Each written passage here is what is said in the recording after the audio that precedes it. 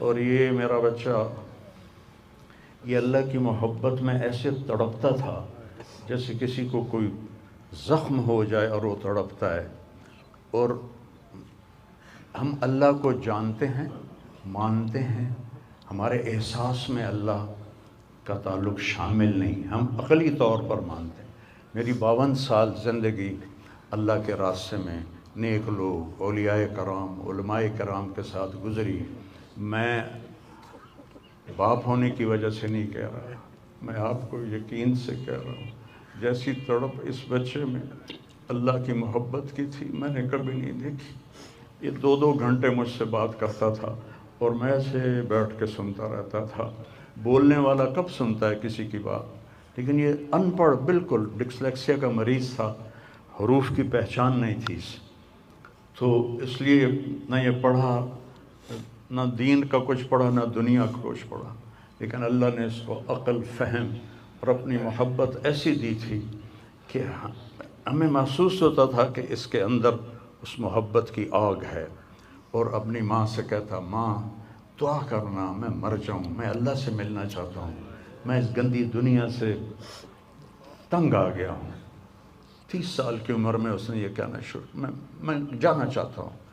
اگر اللہ مجھے کہے کہ تمہیں رہنا ہے یا جانا ہے، 1 سیکنڈ میں کہوں گا مجھے تیرے پاس آنا ہے، مجھے تیری ملاقات کا شوق ہے. اور مجھ سے پوچھتا، بابا آگے اللہ ملے گا مجھے؟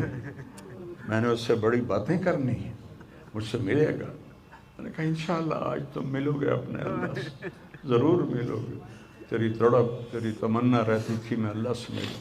تو میں نے اپنی زندگی میں صرف ایک آدمی دیکھا ہے، یہ بچہ جس کے احساسات میں اللہ کی محبت تھی. احساسات جیسے ہمارے درد ہمارے احساس میں جب شامل ہوتا ہے پھر ہم ہائے ہائے کرتے ہیں، اور جب تک شامل نہیں ہوتا تو ہم چلتے رہتے ہیں. اس بچے کو اللہ نے اپنی قدرت سے یہ تعلق اور محبت عطا فرمائی تھی. اور بس میں اور کیا تعریف کروں، میرا تو سینہ ویسے ہی زخمی ہے. یہ بہت عالی شان بچہ اللہ نے مجھے دیا تھا. میں اللہ کی تقدیر پہ راضی، اس نے اسی کا تھا، اس نے لے لیا.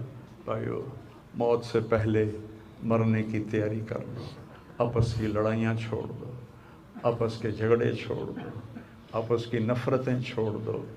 مرنے والے سے پوچھو کہ نفرت کا کیا فائدہ ہے، جھگڑوں کا کیا فائدہ ہے. معاف کرنا سیکھو، معافی مانگنا سیکھو، معاف کرنا سیکھو، معافی مانگنا سیکھو. 5 نمازیں ہیں، کوتاہی نہ ہو. سال کے بعد روزے آتے ہیں، بیمار ہو تو اللہ کہتا چھوڑ دو. حج اور زکوٰۃ پیسے والوں پر ہے. تو ٹوٹل ایمان کے بعد 2 باتیں ہیں، ایک نماز ہے اور ایک روزہ ہے. اور اس کے بعد ایک حدیث میں سنا کر ہم جنازہ پڑھتے ہیں. میرے نبی نے فرمایا 4 باتیں سیکھ لو مجھ سے. 4، اب 5ویں بھی نہیں، 5ویں نہیں، 4 انگوٹھا کر کے کہ 4 باتیں مجھ سے سیکھ لو تو پھر دنیا بھی تمہاری ہے، آخرت بھی تمہاری. صدق و حدیث، ہمیشہ سچ بولنا، ہمیشہ سچ بولنا. آج نیت کرتے ہو؟ انشاءاللہ. حفظ و امانت، کسی کو دھوکہ نہ دینا، کسی کے ساتھ 2 نمبری نہ کرنا، کسی کو اپنے مفاد اور پیسے کے لیے، اپنے منصب کے لیے اس کے ساتھ دھوکے بازی نہ کرنا.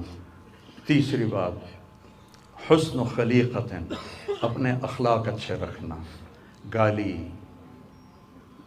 غیبت، الزام تراشیاں، جھگڑے، یہ چھوڑ کے اچھے اخلاق والے بن جاؤ. اور چوتھی بات فرمایا عفت فی طعمت، رزق حلال کماؤ. اب سارے مجمع سے میری اپیل ہے، آج کے بعد نماز پکی کرنی ہے اور سچ بولنا ہے اور کسی کو دھوکہ نہیں دینا اور اپنے اخلاق اچھے کرنے ہیں. کسی کو گالی نہیں دینی، کسی کو بے عزت نہیں کرنا اور رزق حلال کمانا ہے. تو انشاءاللہ میرے نبی کا وعدہ ہے، دنیا بھی تمہاری ہے، آخرت بھی تمہاری ہے. آؤ ہم اپنے بیٹے کو رخصت کریں۔ تکبیر میں درود شریف پڑھتے ہیں، جو بھی یاد ہو وہ درود شریف پڑھیں۔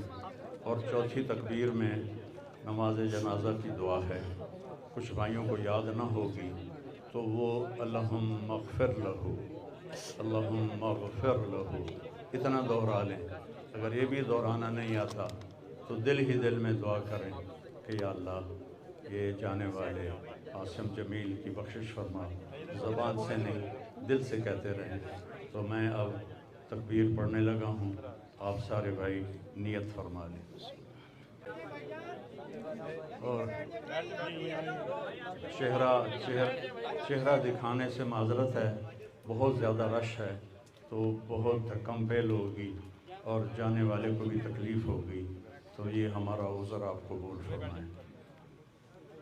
اللہ اکبر۔